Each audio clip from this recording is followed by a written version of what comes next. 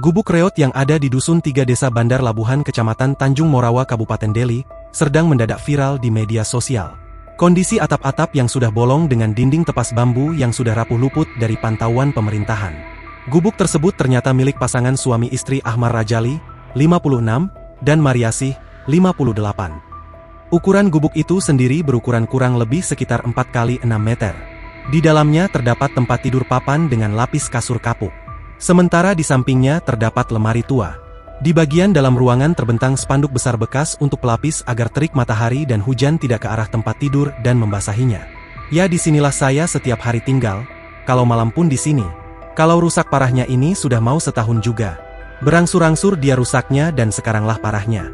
Ya memang gak mampu untuk memperbaiki, taulah gimana pendapatan tukang becak, ujar Ahmad Rajali. Ahmad Rajali mengakui kalau istrinya sebenarnya adalah seorang tenaga pendidik.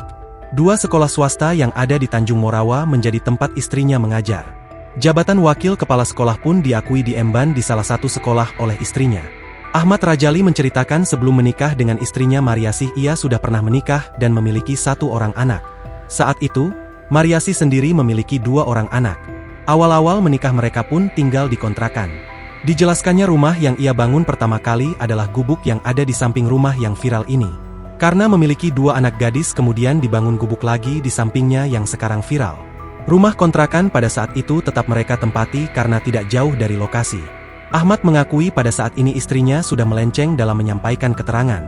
Semenjak istrinya memberikan keterangan kepada wartawan dan kemudian viral, banyak keluarga yang merasa malu sehingga kemudian istrinya pun seakan tidak membutuhkan pertolongan orang lain lagi untuk memperbaiki rumah. Atas keterangan istrinya saat ini, ia pun tidak sependapat. Sebelumnya istri Ahmad memang sempat membuat video permintaan maaf terkait gubuk reotnya yang telah viral tersebut. Ahmad mengakui kalau sebenarnya sudah beberapa kali dibujuk oleh istrinya untuk tinggal bersama di rumah kontrakan. Namun Ahmad selalu menolak karena merasa lebih nyaman tinggal di rumah sendiri daripada di rumah orang lain yang dikontrak. Di rumah kontrakan disebutnya panas sehingga tidak membuatnya betah. Ahmad pun tidak menampik kalau istrinya pernah terdaftar sebagai caleg pada pemilu beberapa waktu lalu. Itu hanya untuk memenuhi kuota perempuan saja. Mana ada uang untuk jadi caleg, daripada gitu ya bagus betulin rumah sajalah. Nggak ada uang kami yang keluar itu kemarin. Yang milih pun hanya saudara-saudara saja, katanya. Soal bantuan dari pemerintah, Ahmad mengakui seingatnya ia tidak pernah mendapat bantuan apapun dari desa. Yang ia punya hanya kartu Indonesia Sehat sebagai jaminan kesehatan. Selebihnya sebutir beras pun disebut tidak pernah ia dapatkan.